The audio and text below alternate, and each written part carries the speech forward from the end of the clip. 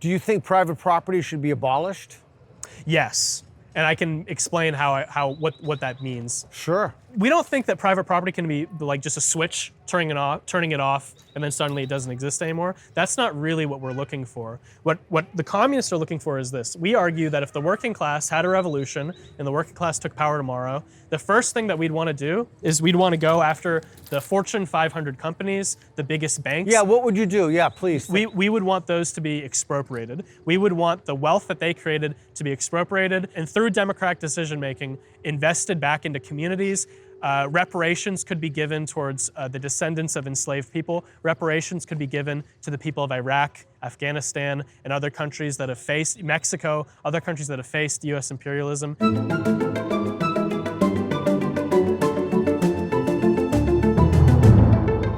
We met this young man. Can I ask your name? My name's Evan. Evan, we met Evan, and he is with the... I'm a member of the Revolutionary Communists of America, and this is our paper, The Communists. It's its third issue. Okay, cool. So we're going to do a claim about communism, and we got the rules of the game about where we're going to move, if you choose to move at all. The working class should have democratic control of all society. That's the claim. Now, if you ever forget the claim, just look on the board. It's right up there. What do you mean by the working class? Again, I think the best definition is just going to be somebody who meaningfully is living off of wage labor. So what do you mean by democratic control? Well, here's the thing. In the United States, we have an amazing democratic tradition that we only have because we fought for. We fought for in the American Revolution. We fought for again in the American Civil War. We won certain democratic rights that are amazing, but we need to be frank about this. Every election year, we vote for Donald Trump, we vote for Joe Biden. Before, it was Barack Obama and John McCain in 2008. But either way, whoever wins, to be very frank about it, whoever wins those elections, whether they're a Democrat or a Republican, I would argue as a communist, whoever wins those elections still maintains the rule of the capitalist class, the rule of the billionaires and the bankers. So what we're saying is that let's not just have a democracy where every 4 years you can vote for one politician who supports the capitalist class or another politician who supports the capitalist class. Let's have a society where all the corporations, all the banks, all this university, everything that has value and creates value and produces something to keep society going, let's have the workers who actually make those things run through their labor. Let's have those people democratically control those things, not have somebody like Jeff Bezos who doesn't really do any work controlling an exorbitant amount of wealth that other people create for him. Okay, so what do you mean? I think I understand what you mean by democratic. What do you mean by control? So would Jeff Bezos just be given a standard salary and then the workers would make the decisions about what would happen collectively? Is that what you mean? I think through the workers' organizations, through things like their trade unions that exist, but also through maybe forms of workers' organizations we haven't even seen yet. Popular democratic assemblies, people could come together and they could decide, for instance, at this university, for example, I would say the students and the workers, they could come together and they could decide, well, like these are the classes we have, these are the different social services on campus, these are the different jobs that happen here. These are things that keep society going, that keep this campus going. Well, we should have democratic decision-making processes. We should be the ones that decide where our tuition money goes. Okay. We should be the ones that decide where the value we create, where that goes. Okay, so not Gene Block, not a handful of UC administrators. Okay, so let me understand, just so that I know. That's just here at UCLA. I could, broader society, I would say, again, this should be a principle across the world, really. Okay, hold on, because we haven't even begun playing the game yet. I just want to make sure that I don't want to move against something. No. Wouldn't that be non-democratic if you excluded certain people from the decision-making process? I think today it's non-democratic because again, we have this democracy. We have this what I would call a capitalist democracy or a bourgeois democracy where you can vote one way or another every 2 to 4 years. But at the end of the day, whoever you elect, whether they're Joe Biden, whether they're Donald Trump, before whether it was Romney, McCain, or Obama, or Hillary Clinton, whoever gets elected, it's always going to be the rule of a very small handful of billionaires and millionaires over the rest of society. That is what I would say is undemocratic. I think if we switched that, if the vast majority of people alive today who are not capitalists, who are not millionaires, who are not billionaires, the working class people, and other countries, maybe the peasant people, the people in the countryside, the people that frankly do all the work to keep this world going. Like Reed, he's a peasant. He does all the work. He's a hardworking man, obviously. He's a servant, a serf, and a servant, and a peasant. He's a peasant. Reed is a peasant. But keep going. The people like Reed, the people like me and you, the people like most people here, unless if you have $1 billion and you're just hiding that from us, all of us, I think, really should be the ones that are democratically controlling society. And again, that's going to come through not just our trade unions, but also these forms of organization that don't even exist That yet. would mean that some people are excluded. I would say a very, very tiny handful of millionaires and billionaires who control society now would be excluded. I think your argument is maybe similar. I have no argument. I'm just trying to figure out the claim. Well, here's the thing. Let's go back in time for a moment. Okay. Let's think about the American Civil War and the society that was set up in the American South, where a very small handful of people they literally owned millions of people. Right. Would we say that in those millions of enslaved people being freed, fighting for their own rights and being freed in the American Civil War, would we say that, this small handful of slave owners are their democratic rights being restricted? I think that would be a pretty absurd argument. And I think it's an equally absurd argument today to be saying that if these millionaires and billionaires lost their wealth, that they would be excluded from society or something like that. They would actually not be excluded from society. They would be just forced to live the way everybody else lives, which is working for a living. Yeah. Like Reed. Like Reed, like you, like me, like probably 99% of the people walking by right now. Okay. Yeah. All right, so I think I understand the claim. The working class should have democratic control of all society. Move. So, what is your best argument for that? I would say that right now we already live in a society where there's an exuberant amount of value and wealth and social services created. We always hear about how there's never been more labor productivity in this country. Labor productivity has been going up and up and up.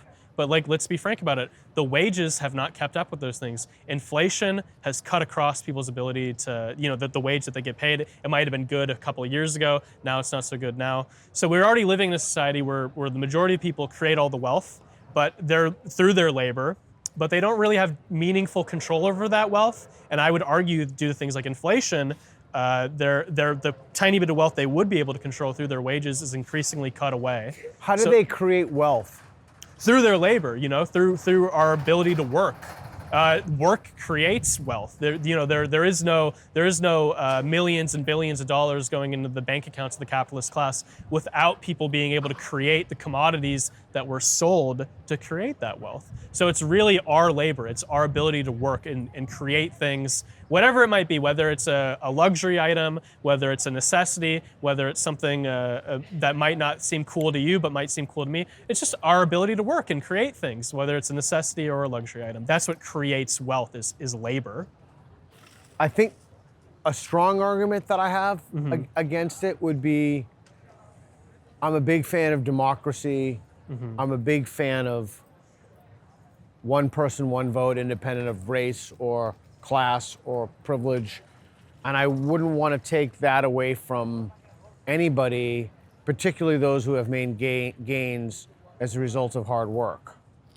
I think that's one of the top 4 or 5 arguments I have against that. So now, I think the people that work the hardest are the ones that are often paid the least.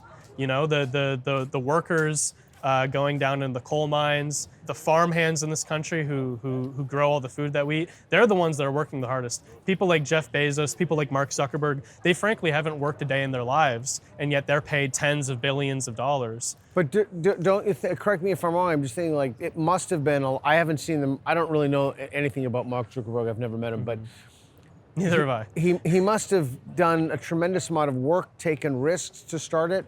He must have... if I understand correctly, he stole a number of ideas from other people, and he was basically at the right place at the right time for a guy named Peter Thiel to give him an angel investment that was sort of able to kickstart the early Facebook company. So he must have done some work. Or let's take an example. He didn't work the way that literally while we're speaking right now, thousands upon thousands of migrant workers are working in the countryside in this state to grow the food that everybody eats. He's never worked like that. People who are working I understand 8, what you 10-hour mean by days work. You and getting mean like paid very manual little. labor when you say work. That's one form of labor.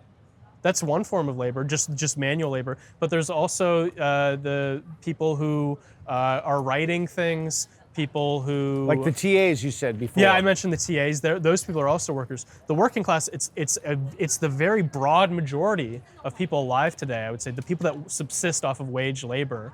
And again, they work and they get paid a wage back.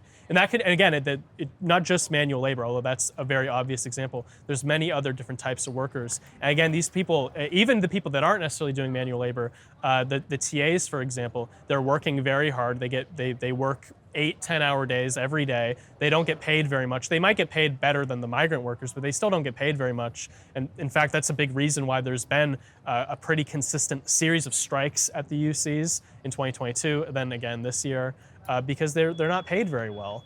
I was a graduate of UC Irvine. Our administrator is a guy named Howard Gilman. Howard Gilman and Gene Block, they don't really work meaningfully at all. I think what they do is they answer emails, and they sometimes send emails out to the students telling them this or that. And they get paid a ridiculous amount of money. They're connected to a hedge fund that literally makes hundreds of billions of dollars every year. All right, let's reset to neutral. Here, you can go in front of me. The more labor someone does, the more economically valuable it is. The more labor someone does. And I should. Yeah. I would put myself at perhaps slightly agree. I'll say agree. Yeah. And I guess what I would say to that is just like the people. I think I might move. You might move to disagree. I would just say that the more labor somebody actually does, the more that they're contributing towards the things that make society run. So in that sense, perhaps they're making society run more. At the same time, I don't want to get in a situation where we're saying people who are unemployed, for example, who've been laid off from their jobs are not economically valuable. They're very economically valuable. In fact, I would say anyone who has the ability to work should be given the opportunity to work for good wages, good benefits, houses over their heads, food on their table. Who would give them that opportunity? Well, I would say in a socialist society, in a communist society, in a society where workers have democratic control over all society, again, we've all our labor created that society. We should be the ones having democratic control over it. So in that scenario, I think everybody would be guaranteed a job. So long as they have the ability to work, they'd be guaranteed a job. They'd be guaranteed food on the table. They'd be guaranteed a roof over their head. And again, none of this is saying like a new, necessarily future society. I really think, again, the wealth that's already exists right now in the bank accounts of the capitalist class, in the bank accounts of the billionaires and the bankers, that money, which again only exists through the labor of workers all over the world, workers going back hundreds of years, all of that value that's been created, we could use to guarantee everybody employment, guarantee everybody a job, guarantee everybody food on the table. What would be the motivator for anyone to do anything in that situation? Because everything, again, like literally everything we have in society, it comes through work. It comes through the fact that we work and we have things. That's what would motivate people. They wouldn't be motivated by the threat of poverty. They'd be motivated by the fact that they understand that their work contributes to society running. And if society runs, it's only because of them. That's what I think would guarantee people, I think, happiness. And they'd also, for what it's worth, they'd be guaranteed things like there could be shorter hours. There could be more time to do other things, to pursue their families, to pursue their friends, to pursue, if they so choose, things like art. We'd no longer have to have the starving art, like Van Gogh, for example, the starving artist who only becomes popular after they're dead. Everybody that cares about art could contribute to art. Everybody that cares about science and has educated themselves in science, they'd have the opportunity to go to the university and get some sort of job pursuing that. And that money would come from where? Through our labor, through what I mean. Let me ask you this: what really is money than just sort of an expression of value? And and I would argue value comes through labor. The things that like we value the most are the things that labor had to be put into.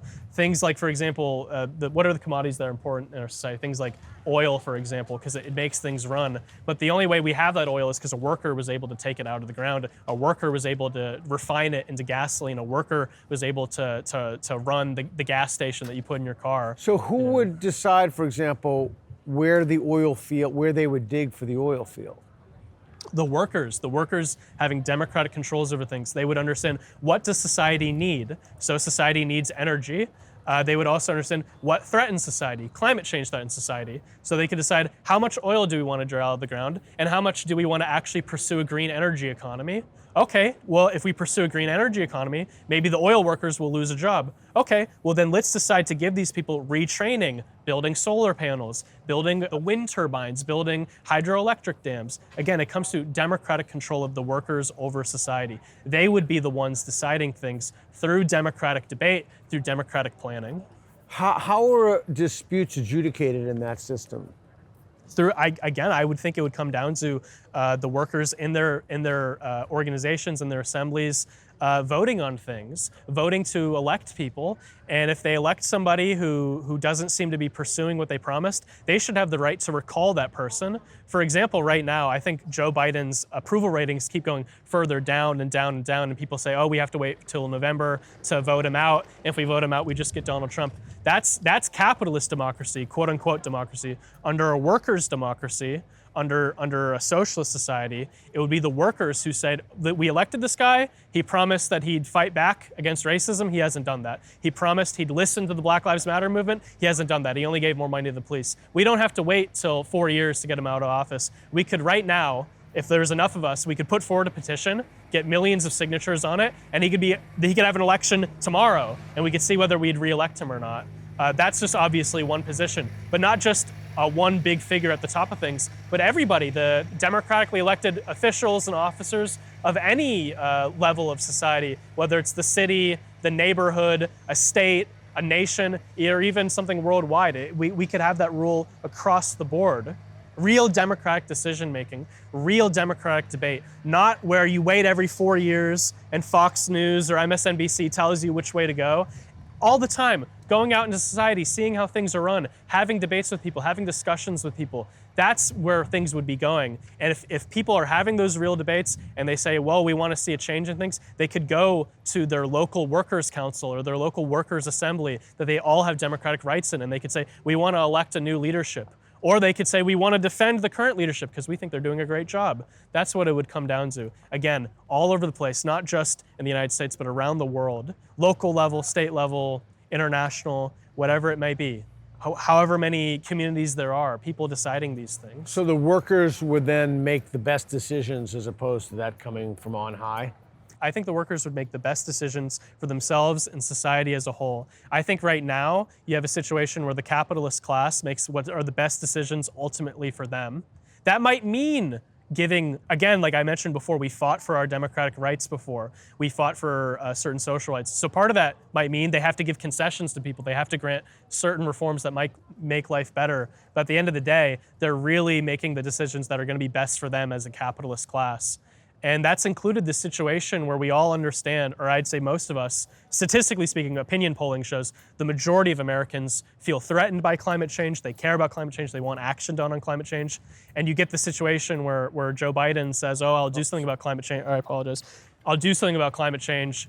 And then what does he do? He gives even more money towards fracking, even more money towards oil companies. That's a ridiculous lie. What kind of democracy is that? We think if the workers, as the international majority of people, democratically controlled society with their own assemblies, their own councils, on a local level, a regional level, a national level, and finally an international level, we would be able to be deciding these things. We could take immediate action on climate change tomorrow. We wouldn't have to wait for the billionaires' bank accounts to get hit. Because until the billionaires' bank accounts get hit, they're going to let the world keep dying. So it says private property gives the working class social and political power. And I would move towards strongly disagree. Yeah, and I would just say, what is private property? What even are the things that we'd consider private property? Is private property just the fact that people might own the house they live in? If you're lucky, because not everybody can be in that situation. That might be one definition of private property, but I think what's even more meaningful. Yeah, I don't own my house. Yeah, I'm a renter, or actually more accurately, my dad's a renter because I had to move back in with my dad. So I don't necessarily own my house. I think a lot of people think, oh well, I own a house. This is my way to make money or get a better life for my family. I think what's much a more meaningful definition of private property is the fact that there's these giant real estate companies, giant landlord corporations. Not even like a singular landlord. Like there's whole mortgage companies, whole corporations that rent thousands and thousands and thousands of properties out to people, basically just stealing people's wealth, essentially stealing the wealth that they created through their labor. So what we argue is that actually through the abolition of private property, through the expropriation of the capitalist class, of the millionaires and billionaires, that wealth goes out to people. That wealth that people created would actually be able to go out to people, would actually be able to give people much more meaningful social and political power than they're guaranteed under the capitalist system today. Do you think private property should be abolished?